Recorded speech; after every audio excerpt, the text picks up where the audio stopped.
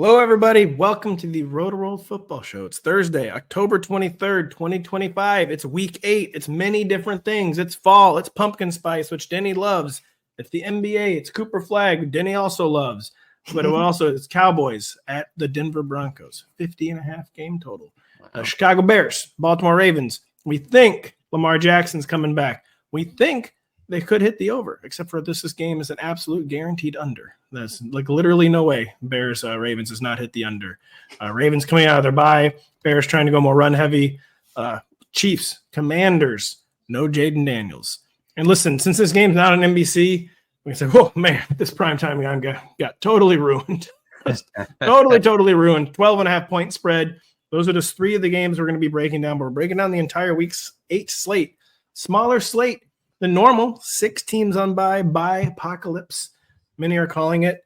But again, we'd be remiss. World Series starts tomorrow, but NBA started yesterday. And Denny, I saw a hyped player play one time, and he's got a big take after said hyped player was played out of position at point guard. What is it, Denny? I've seen enough of Cooper Flag, Busto. I mean, I know how this conversation is going to go. I'm going to say like he was bad.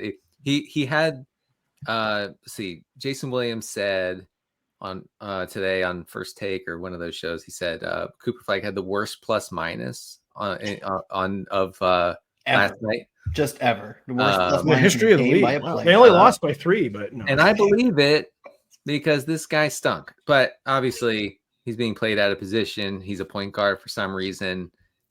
His parents didn't look very happy about the whole situation. They did not. They kept smash cutting to them. And I mean, his mom, Mrs. Flag, I assume, was really quite upset with how things were going. I also just felt, I don't know, I'm not an NBA guy. I'm watching it more and more because it's on Peacock. And this game, unfortunately, was not, so it was a bad game. But the teammates, his teammates, they didn't seem too interested. Well, basketball, a very physical, very emotional sport. You're in basketball's the one sport where like people would try to fight with me, or I would witness like mild-mannered friends trying to fight each other. Like, went a little too hard for that rebound there, and we're just friends. Like, this is absurd.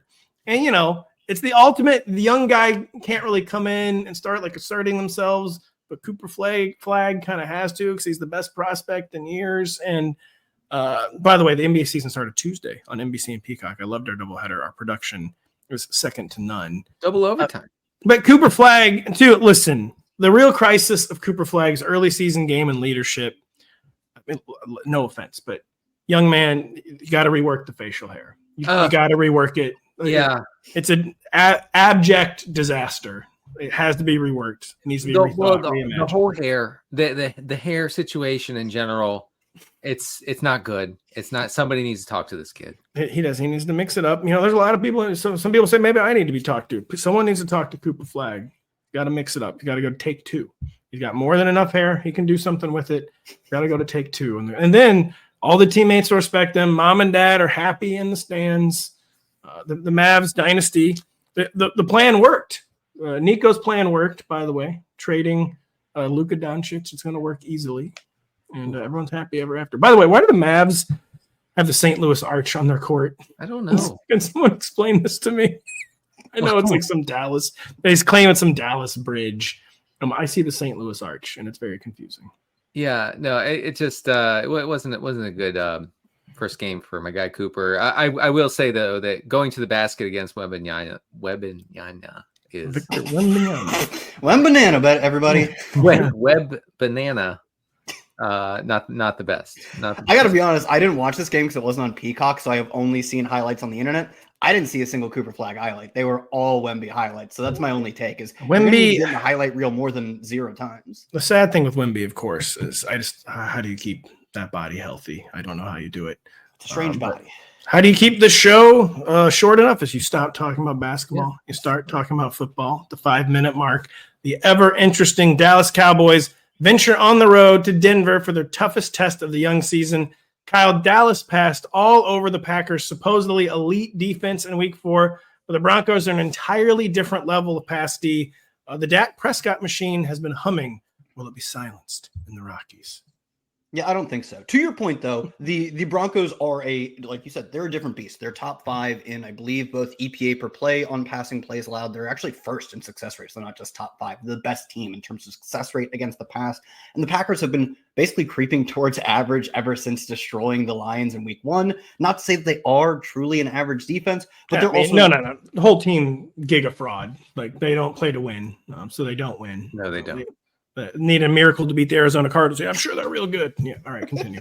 I don't have any pushback on any of those points, so I'm just going to keep moving. And like I said, they're a fine defense, but this is another level of defense. The thing is, the Cowboys don't play in a way that like it's super resilient for fantasy purposes. They can definitely lose games, right? But it is super resilient for fantasy purposes because they are 10th in pass rate over expected and 4th in situation neutral pace. So as long as the game is close, which a 3.5 spread is reasonably close, they will both be passing, maybe not a ton, maybe not with reckless abandon, but a decent amount.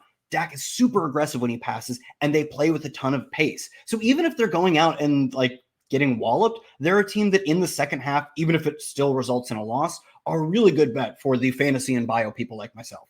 Absolutely. And two, we don't, Dak, you want to throw 3, 4, 5, 6, 7, 8 picks? Doesn't matter to me. Do not care. Those are words very truly do not care. We do not care. Mike Tomlin .gif. You do you, Dak. And man, I had a thought there. I don't remember what it was. So Denny, I'll just have to ask you. Yeah. How did Pickens and Fergie, quote unquote, fare in CeeDee Lamb's Week 7 return? It was nice to see, as a Pickens guy, as a heavy Pickens drafter, it was nice to see that my guy didn't get completely big dogged by CeeDee Lamb upon his return to the lineup. Pickens in week 7 against the Commanders led the team in air yards with 108, which is, anything over 100 is really solid. He had 6 targets to 7 targets for CeeDee Lamb. I think the working theory that Pat put out last week, which is that, Pickens kind of worked his way into Dak Prescott's good graces when Lamb was out. I feel like that carried over into this game. So we're not looking at that week 1 and 2 scenario where it's like Pickens is being targeted on like 13% of his routes. I don't think that's coming back. As for Ferguson, here's a weird stat. Without CeeDee Lamb on the field, Fergie has been targeted on 25% of his routes. With Lamb, that goes to 27%. All right, take his spreadsheets away. Take that. Yeah, that's and very interesting, but probably an aberration. But obviously the touchdowns will keep him afloat. I don't know if the touchdowns can continue forever, but he was tied for the league lead at one point. Fergie. This is after quote not scoring last year. Yeah, he was not scoring last year because he was never targeted inside the 10, and that's not the case this year. You're starting him. You're feeling good about it. By the way, I'll say this is Brian Schottenheimer might be providing the first ever miss me yet ? When he's not gone, when he's there. Like we talked about it, like it was the worst ever hire. And well. I bet you'd be missing old Shotty. I'm not going to be grouped in. Yeah, but Denny and I were both like, this is really mid. We were both like, whatever, who cares? Schottenheimer, he's fine. He's fine. He's at least he's a young guy. At least he can get them excited. He's not young. He's over 50. And I think you're misremembering your support of Shotty with your support of Mike McCarthy. Denny is addicted to mediocre Dallas Cowboys coaches. McCarthy's a good coach. I don't care. Really. Denny has nothing else to say on the matter, so I'll just cut him off and move on. Kyle, keeping in mind that 6 teams are on bye, which Broncos skill players are actually startable? Beyond J.K. Dobbins and Cortland Sutton, the Cowboys are the defensive matchup that dreams are made of.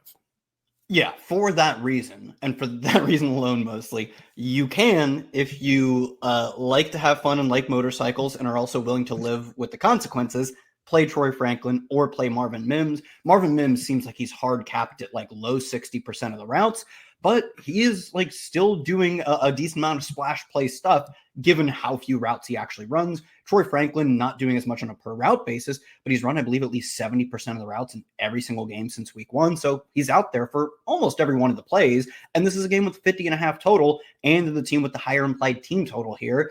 There are bets on long touchdowns, but really there aren't a ton of bets you can even make this week that have that type of upside. Because like you said, 15, 16 teams on bye, maybe 20. Wow, yeah, it is 42 teams on bye. So Denny, it is a Bo Nix smash spot. Yeah, you wrap us up on this game.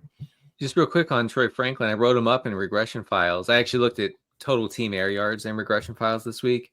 Some interesting takeaways, including that Troy Franklin is now the air yards eater in the Denver offense, and not doing much with them, but it could mean something against a bad secondary. Just something to note, especially with 25 teams on bye. Bo Nix, it's a smash spot. Dallas is allowing the third highest dropback EPA. They are facing the seventh lowest pass rate over expected, so the Denver offense could maybe be more run heavy than we think. I mentioned this in regression files that Bo Nix is running pretty cold where it counts the most.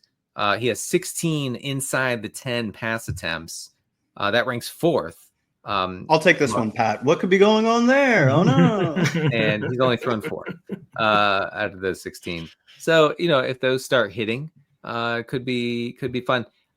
He got away with it last week against the Giants. Like it was going to actually turn out to be a miserable fantasy day if not for that crazy final 5 minutes of the game. So I don't know. Like super flex wise, you're starting them, and you're about Bo Nix. Yeah, but you're saying super flex for Bo Nix this week? No. But I'm saying in a 12-team league, I don't know. Maybe you could do better. I mean, you can't really do better. Yeah, you can't really do better. Yeah, he's very locked into 12-team league lineups this week. I think so. Just to let me be clear, if you look at the rankings, you'll see it's abundantly obvious. Real quick, who would you rather have on your team right now? RJ Harvey or Travion Henderson? Denny Harvey, yeah. All right. Now, I was kind of hoping you wouldn't agree, but yeah. Wait, who would want Henderson? Sign to move on. Good point. Coming off their bye week with their quarterback finally back in tow, even though they will not admit it yet. Lamar Jackson has not been officially declared in for Week 8. The Ravens are still commanding the respect of the bookmakers. Boy, do the bookmakers never, ever, ever, ever, ever give up on this team. Yeah, no matter how many times they lose, no matter how many big games they choke away. The bookies, as they're known, love the Baltimore Ravens. They're 6.5-point home favorites against the Chicago Bears, Denny. We'll get to Baltimore in a second, but we do begin in Chicago. The Bears have had success running the ball of late, but the Ravens are vulnerable both on the ground and through the air. What do we expect Ben Johnson's offensive approach to be this Sunday? I just wanted to note real quick that the Ravens could be getting some defensive starters back, including Kyle Hamilton and Roquan Smith. I believe Roquan Smith will play this week. Coming out of the bye, that should help the Ravens defense be not so horrible. The Ravens defense is neither a pass nor a run funnel, not being attacked in any particular way. Again, it's just old fashioned bad. It is. It's kind of do what you want. And it seems like the Bears would rather establish it, actually. The Bears have a 51% neutral pass rate over the past 3 games. That's the 6th lowest rate in the league over that stretch. This has reduced drop back volume and increased carry volume for DeAndre Swift, who is in a good spot. Denny's analysis made sense, Kyle, but he got so blurry when he was saying the Bears might go run heavy, and I'm a little worried they might go pass heavy now. The blur tells lies. But Kyle, has the Bears defense been getting better? What kind of matchup are they for a returning Lamar Jackson? Get out my binoculars. Are the Bears a good matchup for Lamar Jackson as he comes back? Yeah, I mean, I do think so. But to your point, through the first 2 games of the season, they got the only good quarter of J.J. McCarthy's young career and then got destroyed by the Lions. The spreadsheets are going to look at those and say, this is the worst defense in football. And ever since then, they've played better and had better matchups in that 50% of their games are combined against Spencer Rattler and Geno Smith, who combined for 6 interceptions and 8 sacks. Not to say they didn't earn those, but playing that way against bad quarterbacks and getting destroyed by Jared Goff tells me that they're probably just that as a team that can pick apart bad quarterbacks, and it will probably get picked apart by good quarterbacks. So I have a decent amount of faith that Lamar Jackson efficiency-wise gets there, but this does strike me as a game where if you're ever going to get Derrick Henry going, this is the spot to do it in. The Bears have faced the 2nd lowest pass rate over expected this year. The Ravens are nearly touchdown home favorites, which is obviously implying that Lamar Jackson is playing. I think obviously you're starting Jackson as soon as he's officially active, but I think at best you're hoping for the efficiency bonanza. The volume bonanza to me comes through Derrick Henry. Kyle, you make an interesting point about how the Bears are playing up and down to their matchups, but Denny, I think, did I do this on air to you on Tuesday where it just had to admit, like, there's no less of a fake sharp than Ben Johnson. He's a real, he's an No, he's good. sharp. He's a good coach. I think he's a good coach for sure. He's building a Death Star in Chicago. Oh, Death Star. Let's not. He's building a Death Star. I mean, and there's a lot of permitting issues and all that. Many people say the Death Star will never even leave the conceptual phase that he's building. But anyways, taking that one far enough. Denny, what is going on with these Bears pass catchers? It has been perplexing. Rome Odunze, never been good yet again. DJ Moore, not producing. Colston Loveland, barely on the team. Olamide Zaccheaus, the literal favorite human Ben Johnson has ever met. What is going on with Death Star creator Ben Johnson scheming up touches for Olamide Zaccheaus. Just how I remember. He can do whatever he wants. He's a lawless man. Right. He does not observe, any limitations on his authority, obviously. No. Odunze is running cold, and it's mostly because while Caleb has cleaned up the whole sack issue, he's still not accurate. He's still all over the place with downfield shots. And so that's never going to change. So I don't think Odunze has much of a path toward like a huge increase in efficiency, but he is running cold. You should still start him. I think that this is a good game environment. I want to say Cole Kmet might be out with a back injury. We'll have to see. It does look that way. It looks, I believe we saw DNP on Thursday, like right before we got on the show. Back-to-back DNPs for a player who left the previous week. He's not playing. Kmet Nation in morning. Yeah, as usual. And so last week, Colston Loveland caught 3 of 4 targets. He was targeted on 24% of his pass routes. That's pretty bad. It's pretty bad. It's pretty good. It's pretty good. Opposing tight ends against the Ravens have seen 23 targets over the past 3 games. Could be worse for you if you have to start Colston Loveland. I will say this is kind of being like presented as the Derrick Henry on the spot game. I do think it's a very much on the spot for Rome Odunze game. Like he needs to prove this week and next week against the Bengals that in like these positive shootout type environments, he can still produce because he might not be producing in games where the Bears more easily dictate the pace of play. Kyle, one guy, I haven't even been able to muster any hopium because there's just been no cope or hope. Has been Isaiah Likely. I had really high summer expectations. That was before he injured his foot. Let me be clear, in fairness to me. But came back, wasn't doing anything. And then Lamar got hurt. But he was getting healthier. They've had the bye. Lamar's back. Is the Mark Andrews, Isaiah Likely balance of power changing? Or is this Isaiah Likely not going to be a thing this year?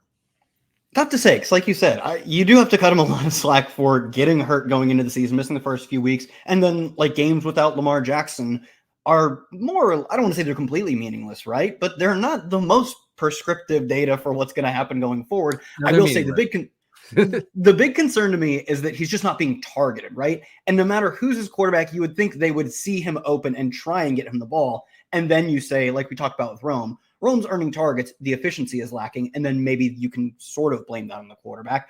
But Likely isn't even getting targets right now. He did run 85% of the routes. What was 2 weeks ago? 2 weeks ago? Did they play last week? They're coming off bye, right? So 2 weeks ago, he got 85% of the routes. That was his highest route rate of the year. It was higher than Mark Andrews, but he, again, just did not earn any targets on that. Maybe that changes with Lamar Jackson under center. Maybe it changes as he continues to put distance between himself and the injury, especially with the bye. But right now, even if Andrews is running fewer routes, which it seems like that's going to be the thing going forward, he's still the preferred option. Over the past 2 weeks, they have just used Mark Andrews as an extra wide receiver. He has run one route from an inline position, like the traditional tight end position, quite literally one time. It's supposed to be Isaiah Likely's music too. Yeah, I think the thing is to get whatever Andrews has left in the tank, you just have to play him like a wide receiver. And to be fair, he was always a player who, throughout his career, he was a big slot receiver who then part-timed as a tight end. Now they're just taking that part-time away. He's still running a ton of routes because they just run a lot of 12 personnel even when they pass. But I do think the fact that they're doing this much to get something out of Andrews has put Likely in kind of a bad spot, like you said, Pat. gaining strength with each passing week. Talk about a Death Star. The Kansas City Chiefs host a Commanders team missing its quarterback. We're all huge Chiefs fans here. All three of us always believed in the Chiefs. Let the record show Denny and Kyle did not betray them at the first sign of weakness at, 15-2. The Chiefs host a Commanders team missing its QB. They're nearly 2 touchdown home favorites, Kyle. The aforementioned bookmakers very much not planning on Jaden Daniels playing this game. Marcus Mariota has already made 2 starts this season, finishing as the QB6 and QB19. What are realistic expectations against the Chiefs' elite defense? And who is actually playing for the Commanders? Where every week, like, we swear to God, bro, Terry's back this week, Debo's back this week, other guys back this week, and they never, ever come back. Who's actually playing? What are realistic expectations for Mariota? We're putting Pierre Garcon in the lineup. Santana Moss is coming back. All the greats. Yeah, it's been a lot. So we don't have their injury report as of Thursday afternoon. They play on Monday, so it would be their first injury report of the week. We don't have that yet, but Dan Quinn did say early in the week that he expects both Terry and Debo to practice this week. If they're practicing, I think he said practice. They've already been practicing, Dan. They've been coming and going from practice as they return. It doesn't go like they want, and then they don't end up practicing. I believe his wording was something to the effect of practice in full. Maybe he meant a full week of limited practices. Maybe he meant a full week of full practices, or one day of full practices. It's tough to read the tea leaves on that, but it was as optimistic as I think you would expect. The comment was from Monday, so it's 3 or 4 days from their first practice. I kind of think, and they both retired. Anyway, so. I know, man. I as I come on and say this, we're going to log off from this podcast, and the update will be like both were DNPs this week, and they added new injuries to their injury report. But as of Thursday, I kind of think we can tentatively plan as if they're going to play. Hopefully, we get some Schefter bombs by Sunday morning. If we get both of them back, Marcus Mariota should at least be efficient. He's been relatively efficient this year, just extremely low volume. In the 2 starts he's had, the team has had a negative 7% pass rate over expected. Their neutral pace has dropped as well. Not drastically, but they are a little bit slower when they have Mariota under center. 207 passing yards is a high watermark. But like you said, a QB6 outing because he rushed into the end zone, obviously, for a touchdown. 60 rushing yards in his 2 starts. He's a good super flex play, specifically because of the rushing, but also he can at least punt for a touchdown or 2. What does he mean for the offense? It honestly just makes the offense a lot more boring, to be honest. It does. And I just talk about the classic cop-out answer. QB6, QB19, like splitting the difference between those two extremes is a pretty realistic outcome for Marcus Mariota. Then on the other side of the ball, just how good was Rashee Rice in his debut? Targeted on 10 of 19 routes. The Chiefs did not have to compete. Looking at the spread here, they might not have to compete in this one. Yeah. But how good was Rashee Rice? Is it over for Worthy and Kelsey? It's really hard to divine anything from last week's embarrassment of the Raiders because they were yanking starters at the end of the third quarter. The Chiefs Minshew was in the game in the third quarter. Yeah. So, I looked into the data and it's hard to say oh, yes, this is definitely happening or, oh, no, that's not happening. I mean, Rice was targeted on 60% of his routes. That's crazy. That's like JSN numbers. Worthy was at 15% of his routes. That was a big drop from what it had been pre-Rice.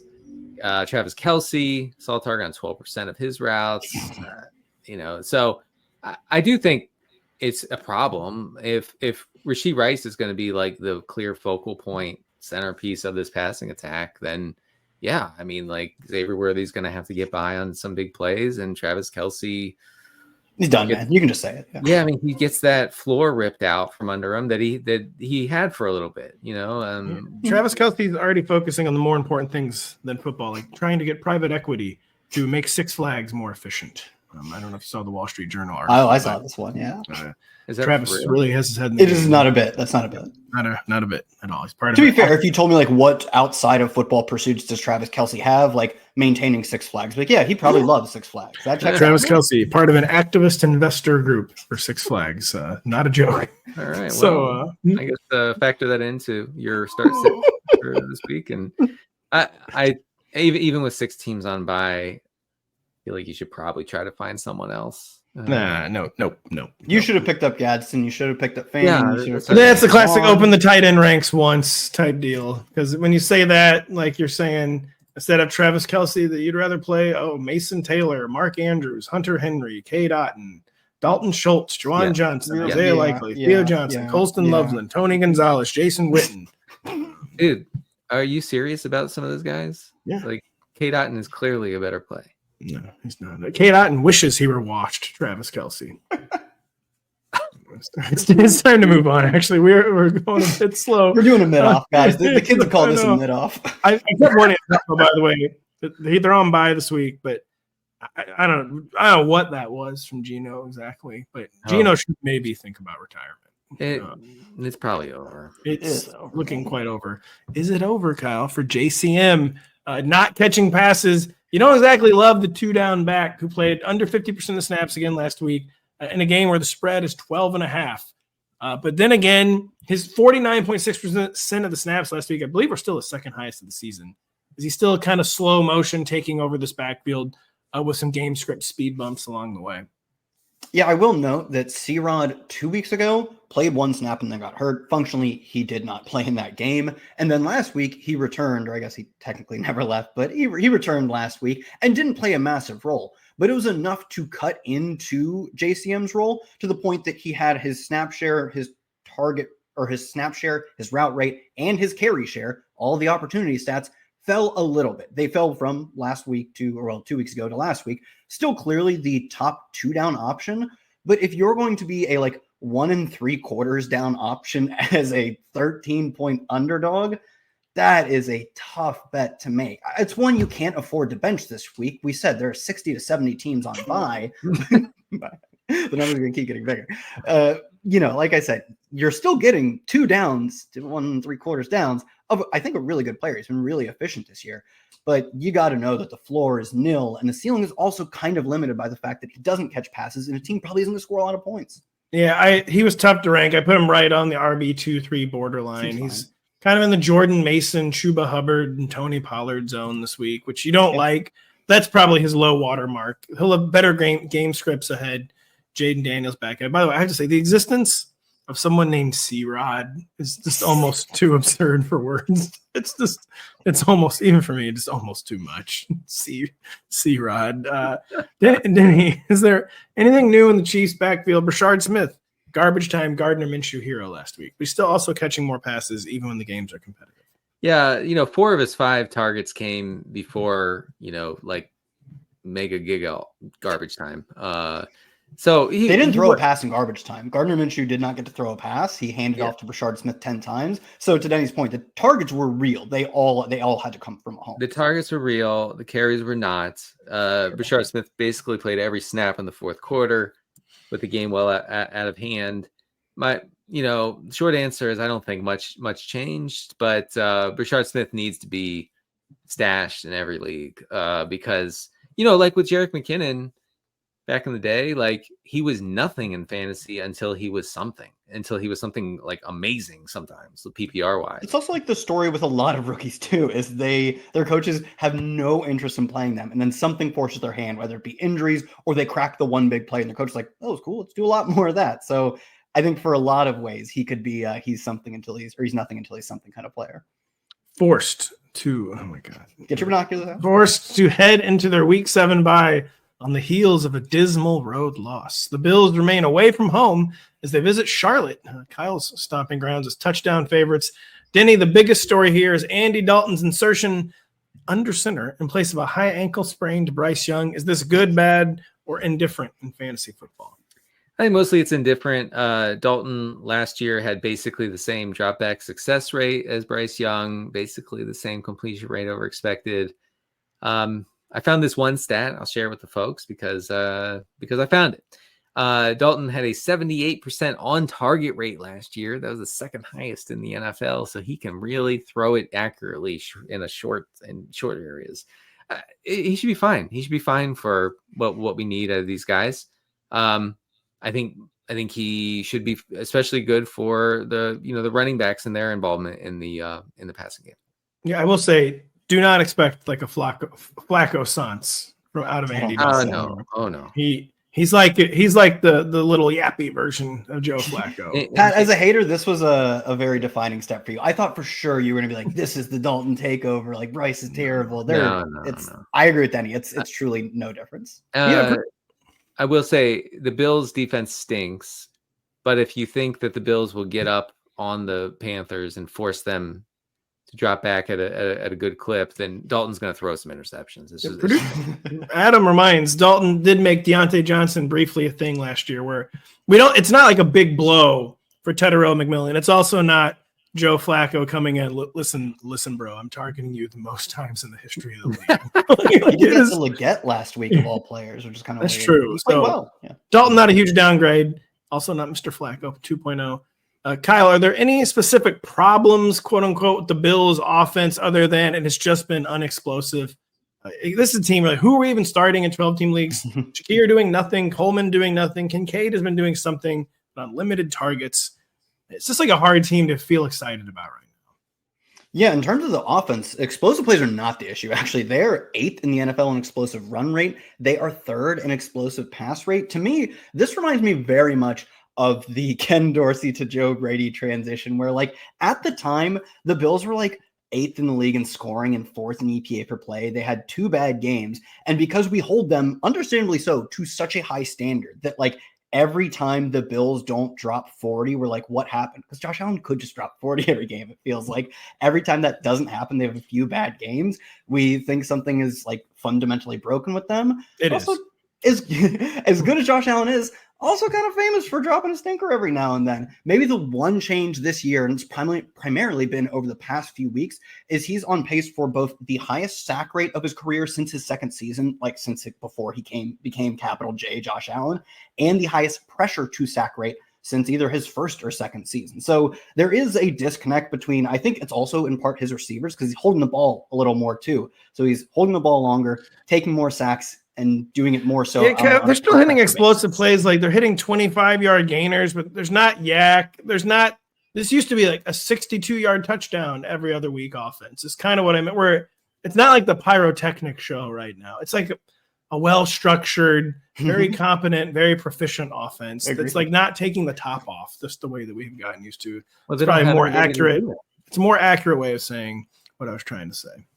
Yeah, they're just a little more boring maybe, but truly, like much like I said what happened with Ken Dorsey, right now they're 4th in total points. They're 5th in EPA per play. Bad. I know. When it's Josh Allen, you're like, why aren't they first? Yeah. Yep, they should be first, because he is that good. But also, they've never been a team that seems to want to go full first. Like, the Chiefs used to want to do that all the time. They kind of maybe want to do it right now. Yeah, they're trying to relearn that dark magic. So I'm just not that worried. Even with the stuff where I'm saying it does seem like maybe something has changed in both Josh Allen's pressure take, like the amount of pressure he's taking on and how much sack taking he does. He's actually been really poor under pressure too this year. He's got, I think, 4 interceptions, all of which have come under pressure, all of which have come in the past few games as well. Oh. Like Josh Allen's not a player who's typically struggled under pressure. In fact, even one of the best quarterbacks under pressure.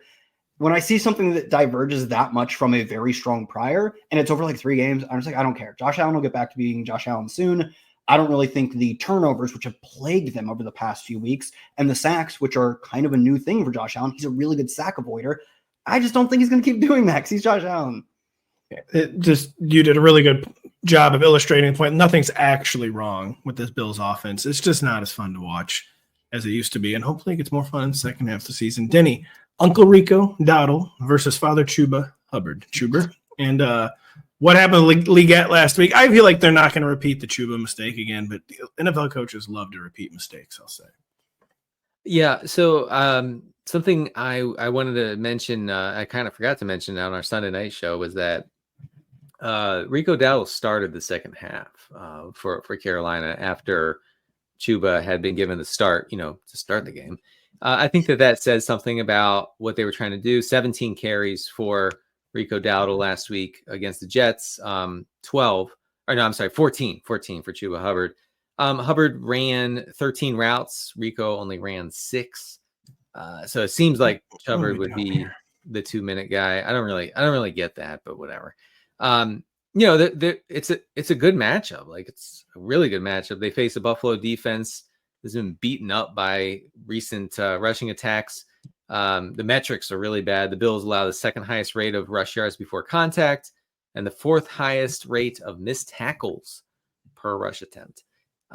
So I think both these guys are in play. I'm particularly excited about Dowdle, who, I kind of expect them to not run away with the job, but, maybe see something more like a 65-35 split as far as the carries go. I think that change has to come because it's just so abundantly clear. But also, it's a great matchup, like you said. And also, without Bryce Young, probably going to see a pretty huge ground game commitment. It's big enough for the two of them. It just, that was the definition of looking a gift horse in the mouth. Like, dude, you got someone who, for some reason, the best running back in the NFL now. Like, just play him like that. I would be stunned if Rico Dowdle is not the 1A this week. That's always famous last words. Denny, really quick. I mean, that was 13% of his career catches last week. I mean, is that a thing? Yeah. Dominated air yards, dominated targets. This was with Jalen Coker, everybody's favorite slot receiver back. I don't really know why, but I think it was a product of Sauce Gardner being all over Ted McMillan. And what can you do? I mean, you probably are okay with playing Leggett because of all the bye weeks. 40 triple digits. Speak for yourself. I am never in favor of playing Xavier Leggett. Stop! In a 14-team league, you are dying to play him. Man, I'm hoping Ray McLeod can get up to speed in the Giants playbook. That's what I'm hoping for. Not even joking. My 2 14-team leagues, I scooped him up. Oh man, that's a good scoop. By the way, in this game, I wanted to mention on the Bills side, I believe Josh Palmer is not practicing. Correct. And that means Keon Coleman could be more interesting than usual. Keon Coleman's second ever good game, I should say, after week 1. The walking wounded Tampa Bay Buccaneers arrive in New Orleans as surprisingly soft, in my opinion, Kyle. 4.5-point favorites. With Mike Evans out for 2 months, Chris Godwin still sidelined. Is there a second Bucs pass catcher we can confidently start in 12-team leagues after Emeka Egbuka? Tez Johnson, looking like kind of an interesting 7th-round rookie. But can we actually start a second Bucs pass catcher? There's a few that we can, I know, but let's get into it. Look, I like The Walking Dead. I thought The Walking Wounded was a step in the wrong direction, though. Like, you had already kind of gone for dead. So. Why is the runtime on the show so long, by the way? No one can figure it out. Can you start anyone confidently? No, there is no confidence I have in any of these players. Do I think we know who's going to run the routes? Almost certainly. Sterling Shepard seems clearly locked in for part-time slot duties, part-time outside duties, basically splitting those reps evenly with Emeka. I think Tez Johnson is the more fun play. He's been targeted on 16% of his routes, the same rate as Sterling Shepard on fewer routes, admittedly, but he does so earning targets at the same rate while pushing the ball 14.4 yards downfield. So if you're going to say, we kind of think the targets might be similar between Sterling and between Tez, I'll just have a little fun, live a little, and try to catch the long touchdown with Tez Johnson. And he's good at that. He is the only player other than Emeka on this team who has 2 catches over 25 yards. They have no one else to throw to in terms of generating explosive plays, especially obviously with Mike Evans out for 2-ish months. Chris Godwin already ruled out for this game as well. So Denny, by the way, on the other side of the ball, what's going on with the surprisingly decent but entirely underwhelming Saints offense where they established a floor? But every week, Spencer Rattler is between QB 20 and QB 24. He's been higher one time. He's never lower. He's just fine. There's no ceiling at all. Is it just they're schemed up well enough to not embarrass themselves? There's not enough talent to actually spike weeks.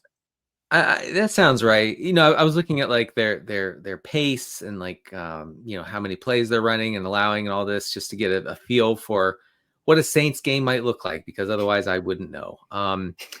They are still the fastest paced offense in the league, believe it or not, but they're only averaging 54 offensive snaps per game. That's the 5th lowest mark in the league. Only the Panthers are more run heavy than the Saints through week 7. I guess that's to be expected, but it didn't start that way, I should say, this season. And then just want to mention Chris Olave. Man, he is giving you so many air yards. It's crazy.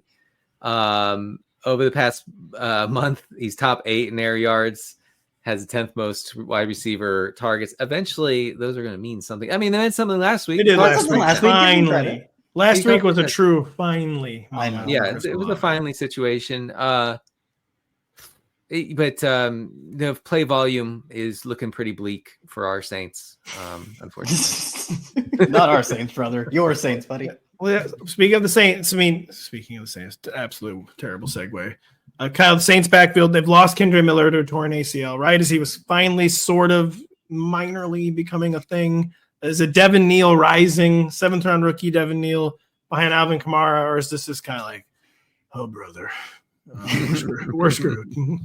Yeah, I mean, with Kendre Miller, he was playing the RB2 role for 2 months. He had one game over 6 PPR points, a season high of 12.5, and he was playing really well. Like, he had done the trifecta of consistently earn work, stealing that from Alvin Kamara, and look good, but he hadn't completed it by actually turning it into fantasy volume because, like, what's the point of the Saints one down backup running back when they get killed every game? So now we need Devin Neal to earn that exact same role and earn the same role, be as good as Kendre Miller, who actually was really efficient just on a role that wasn't that valuable, and then do a third thing I can't think of to actually score fantasy points because Kendre Miller wasn't scoring points. He was getting touches, but they were just empty calorie touches. So I still think Devin Neal, we're talking about these 14-team leagues, he's a decent stash. He is the next man up for this team, and he could potentially be a long-term answer like Kamara is ultimately not the long-term answer. Maybe Miller isn't either, but that's all you can say is that he has now moved into the group of backup running backs with very little standalone value. Devin Neal was one of those college backs that was hyper productive and no one cared. And he was. And also a 3-down back for much of his college career. I stashed him like very intentionally on a couple teams this week. I got him off the waiver wire, probably overpaid, but whatever. Because look, if Kamara gets dinged up in a lost season, he's sitting, right? And they're going to see what they have with Devin Neal. I think he's interesting. He's an interesting player. I do too. I mean, 3 years, Kendre Miller, whatever, say what you will, there's some alibis, has not been good. And maybe Devin Neal will be good. The show will be good when we take a short break and return right after this. Sunday night, Aaron Rodgers faces Green Bay for the first time in his career, sounds weird to say, as the Steelers host Jordan Love and the Packers. And don't forget to get the day started with Matthew Berry, Jay Croucher, Lawrence Jackson, and George Savarickas at 11 a.m. Eastern on Fantasy Football Pregame, which will be live from Pittsburgh, PA this Sunday morning. Dude, in that picture, why does Aaron Rodgers look like he's dropping back in 1983? That was when he was a rookie. Oh my wow. God, Yeah, he does. But partly that's a Steelers uniform thing too. True. I mean, can we just real quick talk about him getting tackled by his own offensive lineman? Yeah, we can. That was Aaron quote went psycho after that happened. Listen, I don't blame you, Aaron, if you're listening. I was going to say, this is the first time I felt like you can fully excuse his hating of his own teammates. That's fine. At 42, if I do something good and someone tackles me and like dude, falls a 320-pound man tackles you, I'm not getting up and being like, please don't do that. I'm getting up and being like, hold me back. I'm going to lose my mind. You are not getting up. They're taking you off the field in a stretcher, Danny. You're not making that. You're in the hospital. You don't remember the incident at all. Not at all. There was a chance that would have been a season-ending injury. I know. That was extremely poor judgment. Aaron Rodgers said he told Broderick, he's like, bro, I'm 41. Like, you can't do that. Can't be doing that.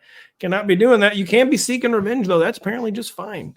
Seeking revenge on each other. See, everyone's playing up the Aaron Rodgers revenge angle. What about the Green Bay revenge angle? The Packers and Aaron Rodgers meet up in Pittsburgh with the Pack serving as field goal road favorites. Denny Carter. The Packers receiver core is one of the most enduring sources of fantasy frustration in recent memory. Romeo Doubs seems to have finally separated from the Pack, but it's just in time for Christian Watson to be returning, we think. Is Matthew Golden at all interesting, by the way, too? So just the latest and as the world turns in this soap opera melodramatic Packers receiver core. Oh, wait, Rodgers confirmed this is not a revenge game. He did say that. I saw him being brave and trying to claim that. He said no revenge. I have nothing but good feelings for the franchise that put me to the side in favor of Jordan Love. So anyway, I mean, it's hard to figure out what's going on with the Packers receivers, their pass catchers. Packers are 19th in pass rate over expected, which is not crazy run heavy. I mean, there should be some volume. Romeo Doubs over the past 4 games has 48% of the team's air yards, 28% of the targets. Matthew Golden, Kyle's guy, he's been targeted on 17% of his routes. That's below Dontavian Wicks and Savion Williams, for just to name 2.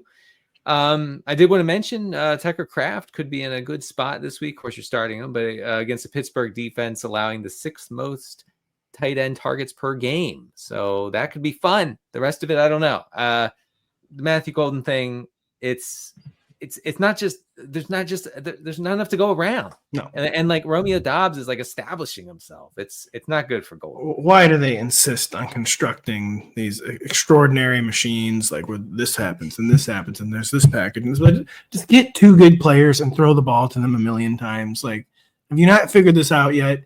Savion Williams doesn't need snaps. Have you not figured this out yet? Very upset about this. Even though Matthew Golden never been good and never will be good. That's never fine. been good. No, never been good. And pretty Glad tough you guys situation. are doing the bidding for me on this because I got in a lot of arguments on Twitter. So Yeah, I'm Kyle Tweets here has been kind of mixing it up. Aaron Rodgers never missed an opportunity to mix it up, Kyle. He has a decent floor and no ceiling. Even with 6 teams on bye, is he a tough streamer sell this week, Aaron Rodgers? I don't know if he has no ceiling. I mean, 2 4-touchdown games this year. As yet to hit 250 yards passing is the problem. Who do you think? Who do you think has more 25-point games, him or Josh Allen? Let's go with that one. Wow. Let's say that we're being set up. So I guess the answer is Aaron Rodgers. Dead even, actually. And so then, hold on. You took umbrage when I said the Bills weren't explosive. Now you're telling me Aaron Rodgers has spiked more weeks than Josh Allen. Well, the Bills also are really good at running the football, too. They're explosive on the ground is kind of the problem, is that they can just win a lot of different ways. Explosive on the ground. Oh, wow. Yeah, don't overdo it. Yeah, oh, my God. They're explosive on the ground. And we won 38-17. Jalen Hurts, as many as well. Baker Mayfield, as many as well. 25-point games. I do kind of agree that, right, without any rushing production, it's harder to come by spike weeks, but also largely spike weeks just look like 380 yards and 4 touchdowns. Like, especially when you just look back at most of the biggest games, it's like Lamar Jackson, Josh Allen can do it both ways. And then every other spike week of the past 10 years is just like, and basically since Cam Newton essentially is just like, oh yeah, guys who got in a shootout, the game ended with 80 points. And they threw for 404. To your point, the yardage also probably will not be there for Aaron Rodgers. But I think the fact that he doesn't have 0 ceiling and he somewhat has a floor, and there are 216 teams on bye, it's like he's vaguely streaming viable, and he is 100% a starter in Superflex. And also, I just 100% buy that this game means more to him. As much as he will tell you it doesn't, it does. He's top 15 in fantasy, but it was kind of weaker in the past, or kind of circumstances where you try to get a guy in the top 12, and I feel like you can't get. Oh, you don't have to get him in the top 12. Let's not go crazy, but go ahead. Yeah, Packers are the most pronounced pass funnel in the league, by the way. Well, that's right. So maybe we'll get the shootout after all. Denny, will we get Jaylen Warren season? Did he regain control of the backfield over Kenneth Gainwell last Sunday? He did. Warren outcarried Gainwell 16-3 last week. He saw all the inside the 10 work. Gainwell ran one more. That's my dog right there, by the way. That's my dog. Warren. Let's go. Yeah, he's. Oh God, I love this. Wow. Gainwell ran one more route than Warren, but Warren saw 5 targets. It's only 2 for Gainwell. The Packers give up an average of 7 running back targets per game. Only the Seahawks give up more. I think we could see some inflated pass volume for the Steelers here. And that benefits the short area guys. And so if you pick the right tight end, you probably did well. And I think Jaylen Warren could see a surprising number of looks in the passing game here. Rodgers, by the way, I feel like he is passing more and with more success in the red zone this year. The Jets, turns out, even for inner circle Hall of Famers, tough place to win. By the way, Rodgers saying it's not a revenge game. He had visions of the Packers like Ring of Honor in his head. Like even like the contrarian himself, Aaron Rodgers, like is like I can't mess this up. Like, you're right. Even for me, this would be untoward. So Rodgers wants to be a Packers fan favorite after he retires. I do not blame him. Mired in their typical quarterback chaos, the aforementioned New York Jets head on the road to Cincinnati, the one of many American Queen cities, as discouraging touchdown underdogs. Kyle, we know every Joe Flacco triumph is typically followed by a rug pull, but this does not profile as a concerning matchup on paper, correct? No, I mean, Jets are 29th in EPA per dropback allowed. Obviously, one of the worst teams against the pass. And they are likely without Sauce Gardner this week in concussion protocol. He got concussion checked earlier in the year too. He escaped protocol. He didn't enter it. This time, I would imagine they're cautious. I believe they also have their bye coming in week 9. They're just almost certainly sitting him. The Jets are trying to get ready for the playoffs. Well, they're trying to get other teams ready for the playoffs. Breece Hall will have someone ready for the playoffs by week 15. They can't really trade Garrett Wilson, but maybe they would want to. I think it's a great matchup. We know that Joe Flacco does one thing and one thing only. He chucks it. They do not run the football when Joe Flacco is out there. It was his first game with the Bengals on a short week. They had a 3% pass rate over expected. They gave him one more week of preparation, and they got to an 11% pass rate over expected. Like, imagine telling Joe Flacco to hand it off. Never does it, never will, and it's beautiful. He never ever will. But so Denny, I see every Joe Flacco triumph, Joe is such a good story. Then the next week, like a piano falls on him. But I'm hoping that does not happen against the New York Jets. Yeah, usually against a good defense, though, and this is not a good defense. By the way, I just became aware that Jamar Chase had 23 targets last week. You just became aware of this fact? Just became aware of it. Yeah. Oh. It's pretty. I mean, I knew we had a lot. Show. We talked about it on the show. Shows how ardent of a listener you are. I listen to every Tuesday show. Wow. I hate listening to all of them. It was tied for third most this century, I think. That Jamar Chase. Well, third most in the history of targets, which began tracked in like 94. The most since Antonio Brown in 2015, if I remember those correctly. So there you go, Denny. I said all those on the show on 2 Tuesdays ago or something. on Tuesday? What do you mean on Tuesday? Yeah, Monday. Oh, on Monday's show. Okay. I mean, I love the Flacco approach to quarterbacking, which is just throw it to the good guys. I mean, more teams, not even kidding, not a bit, should maybe take note of that approach. Truly, the young guys need to look to our elder millennial king. Savion Williams does not need targets. Denny, the Jets with Justin Fields versus Tyrod Taylor.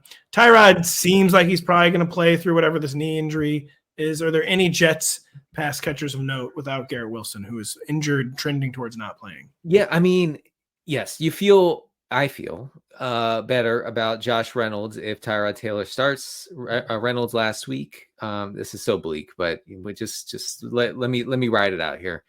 Last week had 46% of the team's air yards. He saw 9 targets. It should be a pretty good environment. I'm sorry, this is so hard for this game, but the Cincinnati opponents are averaging 70 plays per game.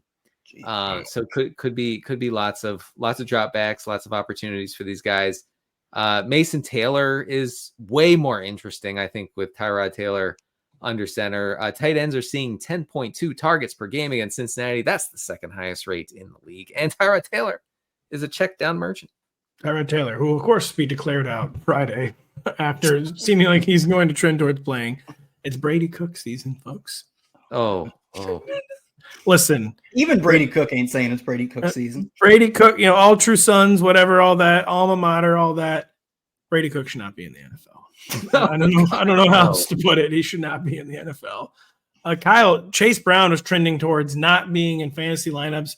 Then he finally had a 100-yard day. He was in a good matchup. Steelers can't stop the run for some reason. Only on 11 carries. I've seen lots of fantasy managers go, he's back. Like, hell, yes, cannot wait to play him again. What was Chase Brown revving up last week? A random pop-up game, or maybe a sign of things to come? So this kind of blew my mind. Chase Brown is averaging more missed tackles forced per carry this year than he was last year. He is averaging more yards per contact this year than he did last year. And it literally all came last week. Obviously, we've talked about his stats all year. They have been awful all year. And one good game was enough to be like, yeah, he's basically just Chase Brown again, which is not to say he was special last year, but I think it's pretty good evidence, the fact that he has been for most of the season in a very bad situation and just does not have the ability to overcome a bad situation. And they put him in not even a perfect situation, right? Joe Flacco wasn't great, but he was an upgrade. They put him in an upgraded situation one time, and it was immediately like, oh, yeah, he's back to being Chase Brown. In fact, he was a lot better than Chase Brown. I don't think that will continue, but I do think it's clear evidence that as long as he's in a decent spot in terms of his offense, can really have a threat through the air, he should be fine. Maybe in theory, the only issue would be that we don't expect them to run the football a lot because, like I said, Joe Flacco ain't running the football with his running backs, but Joe Flacco will never, quote, check into a run. No, never, ever, ever. You will never hear him check into a run. With that being said, they're 6.5-point favorites, which also for the Jets, you're facing Joe Flacco and your touchdown underdogs is embarrassing, by the way. Crazy. But they are 6.5-point favorites at home. Even if on the broad 10,000-foot view of pass rate over expected, they might be pass heavy.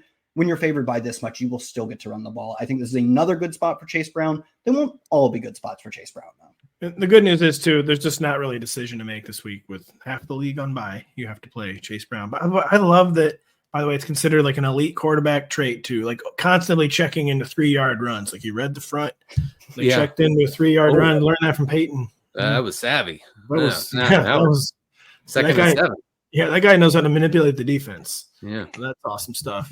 Tell you does not know to manipulate the defense right now is Cameron Ward, Denny. The Titans arrive in Indianapolis as 2-touchdown road underdogs. Did anything change with this offense and interim coach Mike McCoy's debut last weekend, Denny? No, nothing changed. All right, move on. Yeah. I mean, I was like pass rate over expected, early down, this and that, play action, motion. Nope, nothing changed. So I just wanted to mention, I actually meant to look up the pronunciation of his name, Chimere DK. Correct. Chimere DK or Chimere? Is it Chimere, Kyle? I think so. I mean, this is from what I remember doing profiles in May. So he becomes somewhat interesting in the sickest sense possible. Okay. Because Tyler Lockett finally parted ways with the team. I mean, what a horrific marriage that was, and so that once the Callahan thing was up, then Lockett. It's a shame there was no precedent for washed wide receivers going to the Titans and not doing anything. Though, if we just had some sort of wealth of knowledge. It's like an elephant graveyard of like receiver careers for some reason. It's weird. It's such a I know we talk about the Jets as a bad franchise. The Titans maybe are next level. Titans need to work on having an actual owner. They're constantly fighting over who the owner is, like who the controller is. That would help, yeah. So let me just tell you about DK real quick. I mentioned in regression files, ran a route on 2/3 of Cam Ward's dropbacks. It was targeted on 15% of those routes. He had 4 catches, 70 yards, and a touchdown. Of course, most of that came on a long first half touchdown. Here's something, though, about like the Titans' intention of getting him the ball. And the offensive coordinator for Tennessee actually talked about this in detail in a press conference on Tuesday morning. DK saw 3 first read targets against New England. That was tied for the team lead. Only 6 receivers have more design targets this season than DK than Chimere DK. Yeah, I mean, when he's on the field, they're trying to get him the ball. Design, not first read. So that's always good and bad. It means that to get the ball, they have to design it. It can be bad. I agree. I'm intrigued, especially since the lane has been cleared with Lockett gone. We might see more routes, and the guy is fast as hell. Like he can get down there. Denny, real quick, let's do Pollard versus Spears now. What's going on? Oh God, this is the worst part of the show every week. Tony Pollard actually ran a few more routes than Spears last week, which is just the worst news I've heard in a long time. He outcarried Spears 6-5 in week 7. And that's all I got. That's all you got. Kyle, with 6 teams on bye, that's a 6 short for 600, of course. Are we looking harder at Josh Downs and Alec Pierce than we maybe typically would in this Colts-Titans matchup? Yeah, that doesn't say 6. That says 6 times 10 to the 13, actually. You wrote it in like scientific notation. Lots of teams on bye. I mean, I think the thing is we're going to have a really clean day for Daniel Jones in the sense of the Titans are already very low in pressure rate. They're 25th in pressure rate, and it looks like star defensive tackle Jeffrey Simmons is not going to play this week. Second most pressures, highest PFF pass rush win rate, highest ESPN pass rush win rate. He is not only like the only real thing they have going on defense, he's like the only thing they have going for this entire team, and doesn't look like he's going to play this week. When Daniel Jones has a clean pocket, he has like top 10 ADOT in the NFL. He's top 10 in yards per attempt in the NFL. He really does get to be a little more aggressive. He's kind of a player who has always picked his spots downfield. He's got a decent arm, but he just doesn't really use it that often. it kind of tells you what you need to know about his arm, I think, in that sense. But this is a great spot for him to get it going. Primarily, though, when he has a clean pocket, he just ends up targeting Tyler Warren and Michael Pittman anyway. Maybe the one exception is that when he has a clean pocket, Alec Pierce has the same targets per route run as Josh Downs at like a 5 times higher ADOT, which is kind of what I was talking about with the Tez Johnson, Sterling Shepard. If we think the routes are going to be similar, in fact, they'll probably just be Pierce favored. I'll take the dude who the team tries to find 30-yard touchdowns for. Yeah. So Pierce is interesting. You are definitely like liable for a 2 for 30 type of game, but you could also be on the hook for, 5 for 90 and a touchdown. I like Pierce. I mean, if he's one of the most underrated players in the NFL because it just doesn't translate super well to fantasy. If the Colts are ever challenged by another NFL team, Pierce could be really good, really interesting. Seriously, what is the deal with this? I mean, literally, you're not even kidding. Like, no one can even compete with them. Yeah, Colts dynasty. Some are asking. I know. Daniel Jones. It's going to be tough though when Daniel Jones is making $80 million a year. Then you really have to start making the roster concessions. Oh yeah, he is going to be making. My God, the Giants. The Giants. No, but they're going to have to pay him. So they got to get it this year because it's over after this. They got to get that Lombardi this year. Still somehow coached by Mike McDaniel. The Dolphins arrive in Atlanta as touchdown plus underdogs. Kind of embarrassing for the Falcons. They're not bigger favorites, actually, Kyle. That was about as bad as it gets from Miami last week.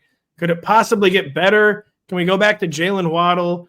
Mike McDaniel's also mentioned getting Ollie Gordon more involved. Just what are we expecting to see after if the Raiders did not exist, that Dolphins performance would have been the worst one I've seen all year.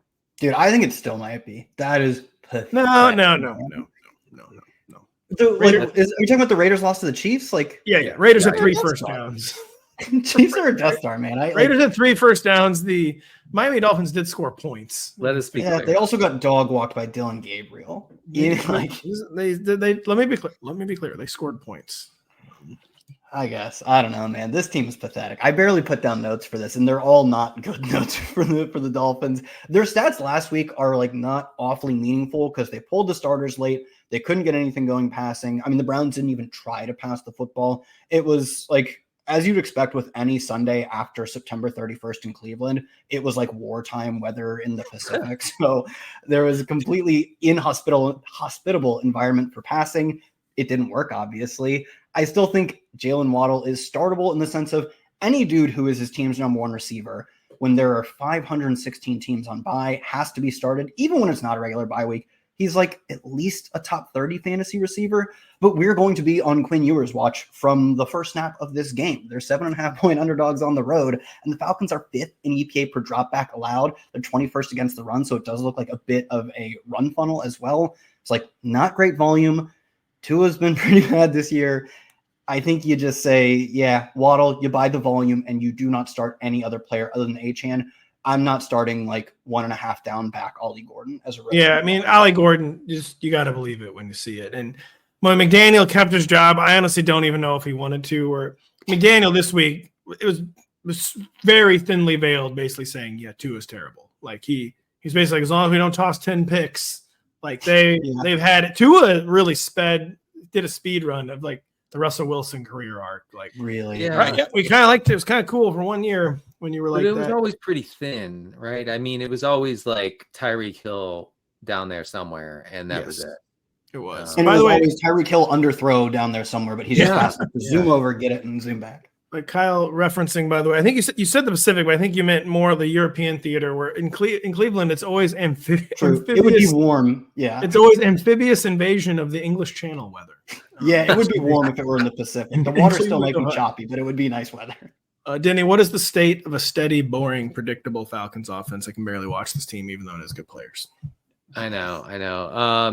53% neutral pass rate, one of the lowest in the league. They're taking on a Miami defense that profiles as the most extreme run funnel in the NFL. Bad at tackling. Bijan going to set the single game rushing record. Well, I was going to say low key. This is the Tyler Algier smash spot because they're up 40 in the third quarter. That's Algier, baby. This is a game where the Falcons could legit be 15% under their expected pass rate, and this is your nightmare game, guys. I'm just telling you, Algier coming. is what I'm saying. Okay? 17 for 88 and 3. Listen, I'm on the road. I don't care. I'm getting my phone's blowing up. I'm like, where's your God now? Like, I don't even care. Algier scores 35 fantasy points. Oh man, he is going to be the cover guy of my matchups. Call him on Friday, just so you guys know.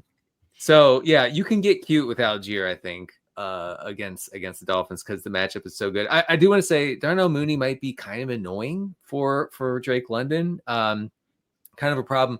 Last week, Mooney led the team in air yards by a good margin, and London was only targeted on 21% of his routes. We were used to seeing like 27-28% of his routes. Makes me a little sheepish on being like London wide receiver 1, but we'll see. He's a wide receiver 1. He'll figure it out. Life finds a way. Having kick-started their aerial attack against the Vikings, the Eagles arrived back in Philly as touchdown plus favorites against the Giants team coming off the worst loss of the year. 19-0 fourth quarter. Couldn't seal the deal. The Giants, by the way, tweeted a graphic after the third quarter, like the standard after the quarter graphic. It said 19-0. It said it was something like time to put this one away or time to finish the job. And the job was not finished. Was not. Denny, was that enough to get us confidently starting the Eagles pass catchers again? The giant caveat that A.J. Brown, now highly questionable after missing Wednesday and Thursday's practices. Yeah, right. So I don't know about the Brown injury. Keep it locked, obviously, to Rotoworld for more on that on Friday and Saturday. So the Eagles actually rank 13th overall in air yards this season, which is really shocking considering they were dead last year. The Eagles have the third highest pass rate over expected over the past 3 weeks. Like my worldview is being shaken here. Memo received. The wide receivers will not stop tweeting unless we ramp up the pass rate over expected. Well, here's the thing, though, and I know we're going to talk about the running backs in a second.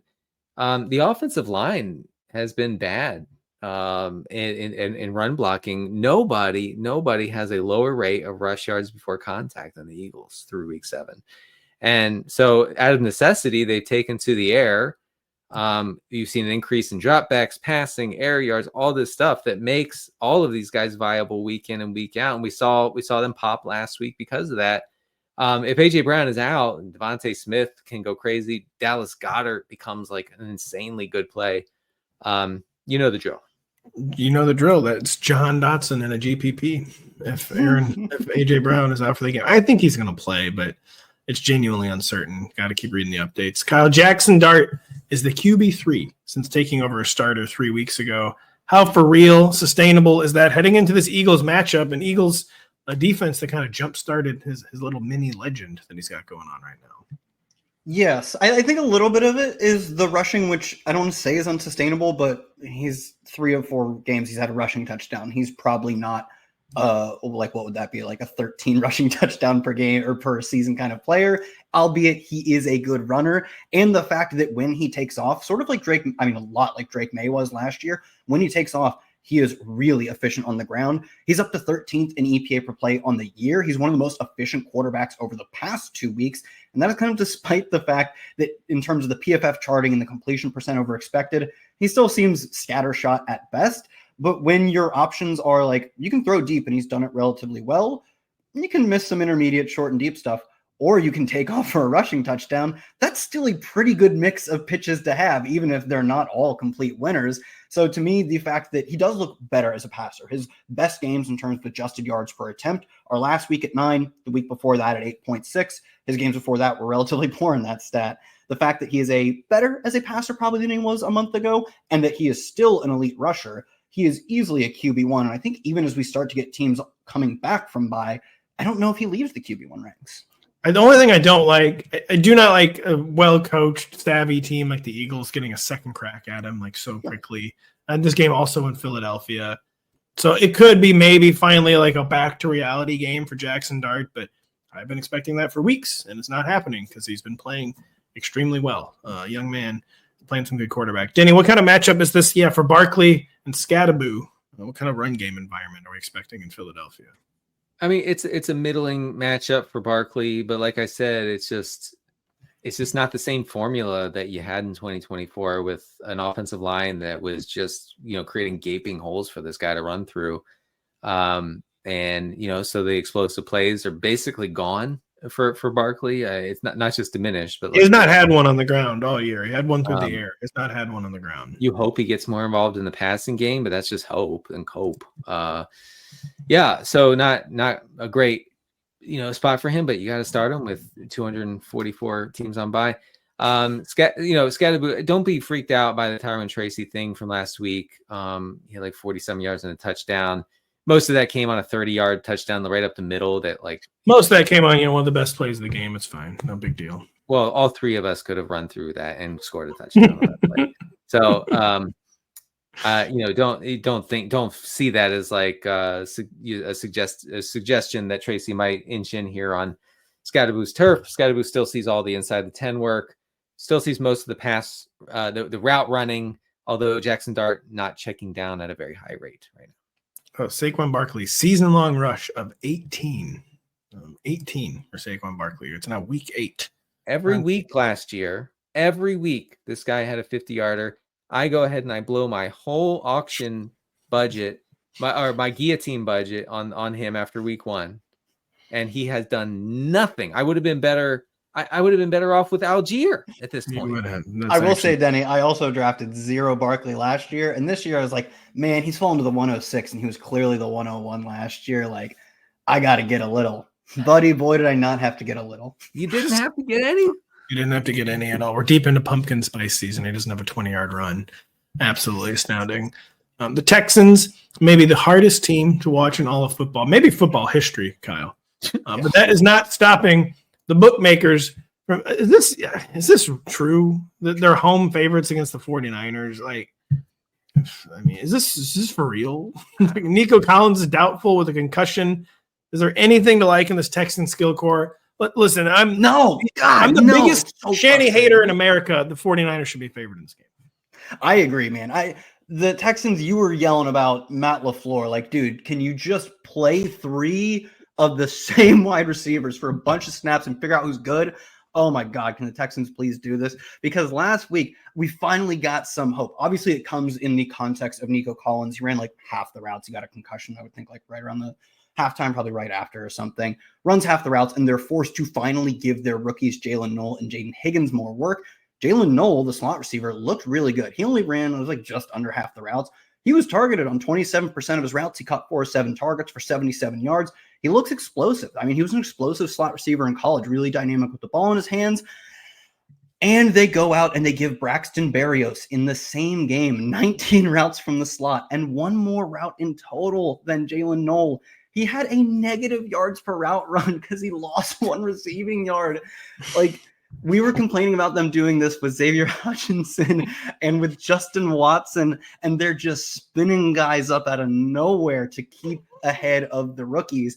I don't know if that holds up. Obviously, at some point, something you would seem to have to give, especially in this week when Noel could be an explosive slot receiver and Jaden Higgins was comped almost unanimously to Nico Collins, more so than Nico Collins coming out of college, not the superstar that we know now, but he was comped very closely, both by film people and stats people, to Nico Collins, the college prospect. Now they don't have their Nico Collins. That's a great setup for Jaden Higgins, and the fact there are just more targets up for grabs. Christian Kirk doesn't look like he's going to play this week. There are more targets up for grabs out of the slot as well, is good for Jalen Noel. The team has shown no interest in actually getting these guys the ball. Like we said, it's a tough week. I think they're both interesting plays. Earlier this week, I said I thought Jaden Higgins might be a better play. Noel looked really good last week. I'll side with Noel and say that I'm going to side with Noel too, which seems like classic, like fantasy bro cope. Like they got no choice. They're finally going to do it. They won't do it. But but what if they did? The thing is, it would be fun. What if they did? I called him Jalen Lane in the rankings article. I specifically told myself not to make that mistake. I mean, I did. Denny, we made the mistake to ever trust anything Kyle Shanahan said or does. But which 49ers are actually healthy? Who's in our lineups? Like this is like the Debo McLaurin thing on steroids. Like, yeah. Does Brock Purdy still play football? Like, what's going on with the 49ers? Yeah, I mean, as of this recording, we have no idea if Brock Purdy's going to play this week or Mac Jones. Juwan Jennings and Pearsall were both DNPs on Wednesday. I don't have the Thursday update right now. Jennings is listed with 3 separate injuries, by the way. not a joke. And you know, I if they don't practice, you know, late in the week, Friday, then I guess it's just Kendrick Bourne season again. I think Jennings will play. Pearsall should have been sent to injured reserve. Yeah, Pearsall should have gone to IR. Like horrible roster management as usual from the 49ers. I digress. But all right, that's all you got. That's all I got. Yeah. All right, I mean, whatever. The 49ers. Yeah, George Kittle. Be nice to you. I don't know. Maybe throw a ball at George Kittle. Never thought of that. It is National Tight End Day, and they love that. God, they do. They love. Glad you mentioned that. Thank God. I have one minor update on that. Jennings did practice on Wednesday. He'll be fine. I mean, he probably would have played even if he didn't practice because he's just gutting it out through the 14 different injuries. And Pat, to your point, Pearsall should have been put on IR. Very clear at this point that with the time he's missing and the fact that it's a re-aggravation of another re-aggravation, he's not playing this week. My lean is that even Kyle Shanahan said, I think he called it a reach that Brock Purdy would play, and that he said he's going to go through the same type of stuff he did last week. I think he would have to do more than he did last week in practice to end up playing. So I think we get Mac Jones, we're getting Juwan, and we're not getting Pearsall for the interested parties among fantasy managers there. Brock Purdy's toe infected with radioactive waste from the sewer in Teenage Mutant Ninja Turtles. Very tragic. Turtle. Yeah, he's in the process of becoming a mutant Ninja Turtle. It's very unfortunate. He could come out an even better player, though. Touchdown, home favorites against the Browns. The New England Patriots are riding high, Denny Carter, as they begin to make a serious push for AFC East supremacy. Drake May keeps producing, but is this his toughest matchup so far? The Cleveland Browns, which made the Miami Dolphins cease to exist in Week 7. You know, real quick, Drake May actually said the thing that, Pat, that you just want to hear young quarterbacks say, which is that I don't want to be a check down merchant. I don't want to just take the safe throws. I want to get it downfield. I'm prepared for a masterwork rant on this at some point. That is how football is supposed to be played. It just is. It is. I mean, look how Baker Mayfield has had success in Tampa by just letting it rip, right? Anyway, it's not a good matchup, but honestly, it's not the worst. Cleveland is allowing Cleveland is allowing the 12th best completion rate over expected to quarterbacks. Middle of the road in both pressure and hurry rate. They can be had. I'm not too worried about Drake May. Thank God. Kyle, what's the state of the Browns? Jumbled mess. They're still winning games.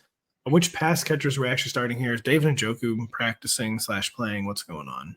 Yeah, so David Njoku back-to-back limited practices.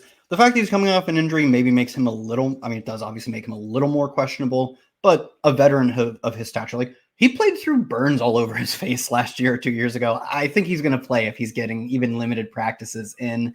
Jerry Jeudy did not practice with a kind of lingering knee issue on Wednesday. He's back out there. Jerry needs, for everyone's sake, Jerry needs to take a week or two off. Yeah, he's going to be, quote, back out there this week. I assume he returned to practice for a limited session on Thursday. Dylan Gabriel ain't throwing those types of throws. And if he is, they're not going to be landing in Jerry Jeudy's hands. And if they do land in Jerry Jeudy's hands, he's not going to be catching them. So he's just going to drop them. Yes. So I'm just not all that interested in Jerry Jeudy. It is a really good matchup just in general. The Patriots have had a really poor defense this year. We've talked about a lot of very suspect fantasy plays. Jerry Jeudy still sees decent air yards and targets. I guess he's kind of playable, but he is truly in the dregs of the players we've talked about as, 10 teams on bye week, 14 team rosters, deep type of stuff. The tight ends, I think they're probably both very playable. Harold Fannin last week still dominated targets as a cut of the tiny itsy bitsy little pie. And it was just, they did not want to or have to pass the football at all. Obviously with Njoku back, it's going to look more like the floor establishment we've seen for the past month of Fannin, where it looks like a good bet to get 4 catches and 40 yards. Doesn't feel like a great bet to get, 80 and a touchdown, but at tight end, a 440 floor is really not that bad. Jerry Jeudy, I'm just not even going to say. I was going to say something. I'm just not going to say it about him. Jerry Jeudy, though, you should, for the good of the nation, maybe just take a game, heal up, get right, get well. We've got right. We got well. The show is over. We've recapped all of Week 8. Previewed all of Week 8 for you. That we've done that all over the website, rotoworld.com as well. Regression files are live. Funnel report will be live Friday. Kyle's 10 stats are live. Stardom Sit 'em will be live. My rankings are up. We'll be podcasting all weekend long. I will not be there, unfortunately, for some of the shows. Denny and Kyle will be, though, helping to break down all of the Week 8 action for you. So for our entire amazing team, I'm Pat. Thanks for listening. Talk to you real soon.